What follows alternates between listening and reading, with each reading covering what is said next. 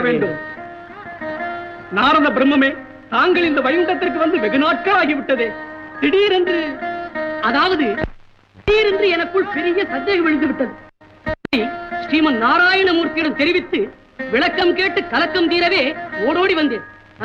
வைகுண்ட கதவை திறந்து விடுகிறீர்களா? கானசமுத்திரமே, இந்த வைகுண்டப்பதியில் 4 கதவுகள் இருக்கின்றன. அதில் தாங்கள் பிரவேசித்து வந்த முதற் கதவை மட்டும்தான் திறக்க எங்களுக்கு அனுமதி உண்டு. அப்படியானால் மற்ற 3 கதவுகளையும் திறப்பது யார்? சுவாமி, மற்ற 3 கதவுகளும் ஐயனை தரிசிக்க வருகின்றார்களே, அவர்களின் தன்மையை பொறுத்து தன்னிச்சையாக திறந்து கொள்ளும் என்று சொன்னார்கள். இது என்ன வினோதமாக இருக்கிறது? இன்று வரை இந்த வைகுண்ட பதியில் ஒரே கதவு இருப்பதாகத்தானே நான் நம்பிக் கொண்டிருக்கிறேன். மன்னிக்க வேண்டும் சுவாமி, பல்லாண்டுகளாக இந்த வாசலில் காவல் புரிந்து வரும் நாங்களும் அப்படித்தான் நம்பிக்கொண்டிருந்தோம். என்றுமில்லாதபடி எம்பெருமான் எங்களை அழைத்து மற்ற 3 கதவுகள் இருப்பதையும் அதன் தன்மையும் எடுத்து சொல்லி, நாரதன் இன்று என்னை தரிசிக்க வருவான், வந்தால் அவரிடம் இதன் விவரத்தை எடுத்துரையுங்கள் என்று ஆணையிட்டார். எந்தவித சந்தேகத்தையும் மனதில் வைத்துக் கொண்டு இறைவனிடம் செல்லக்கூடாது என்பது சரியாகிவிட்டதே.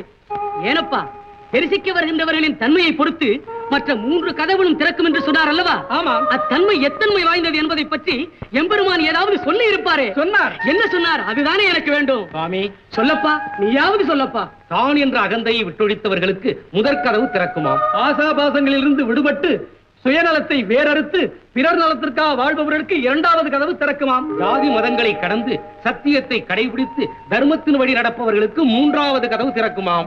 நாராயணா, இதில் ஒரு கதவு திறக்காவிட்டாலும் நாரதன் யோக்கியதை எல்லா உலகத்திற்கும் தெரிந்துவிடுமே. நாராயணா, இது என்ன சோதனை? சுவாமி, தாங்கள் இப்படி குழம்புவானேன். கதவுகள் தங்களுக்கு திறக்கும் என்று நாங்கள் கருதுகின்றோம். திறக்குமா? திறக்கும். நீங்கள் நம்புகிறீர்களா? நம்புகின்றோம். என்ன அஞ்ஞானம்! நம்பிக்கையை பற்றி உங்களிடம் கேட்கின்றேனே. நம்பிக்கை என்பதே தனக்குள் எழுகின்ற நல்லெண்ணம் அல்லவா? என்ன மோப்பா, அவன் விட்ட வழியாகட்டும், அவனையே நம்பி போகின்றேன். நாராயண், நாராயண், நாராயண், நாராயண், நாராயண், நாராயண், நாராயண், நாராயண், நாராயண், நாராயண், நாராயண், நாராயண், நாராயண்.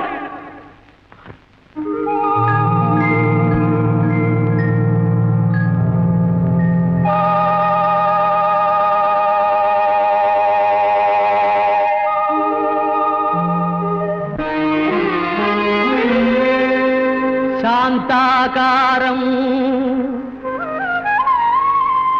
புஜகசயனம்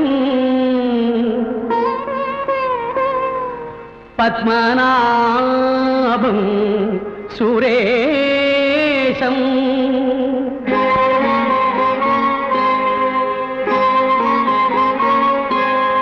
விஸ்வாகாரம் ககன சதிருஷம் மேகவர்ணம் சுபாங்கம்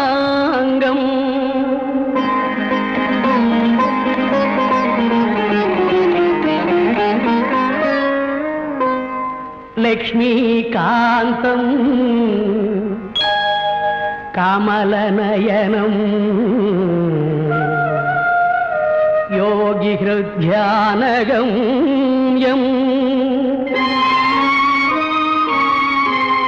வந்தே விஷ்ணு பவபயகரம்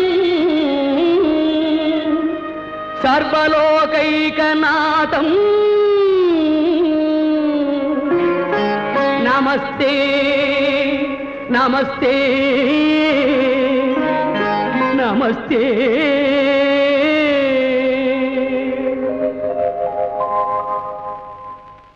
நாரதா, நலந்தானா? நலமருளும் நலமே. தங்கள் அருள் இருக்கும் வரை என் நலத்திற்கு என்ன குறைவு? ஐயனே, எளியேனுடைய வேண்டுகோளை ஏற்க வேண்டுகிறேன். என்ன அது? தர்மத்தின் வடிவே பூலோகத்தில் தர்மம் தலைகீழாக போய்க் கொண்டிருக்கிறது. நேர்மையும் நீதியும் நிற்க இடமின்றி நிலை தடுமாறிக் கொண்டிருக்கிறது. அன்பு என்ற பதம் வெறும் அலங்கார சொல்லாகிவிட்டது. காட்சிக்கு அளிக்கப்படும் மரியாதை கடமைக்கு அளிக்கப்படுவதில்லை. பொய்யான விளம்பரத்திற்கு கிடைக்கும் புகழும் போற்றுதலும் மெய்யான உழைப்புக்கு இல்லை.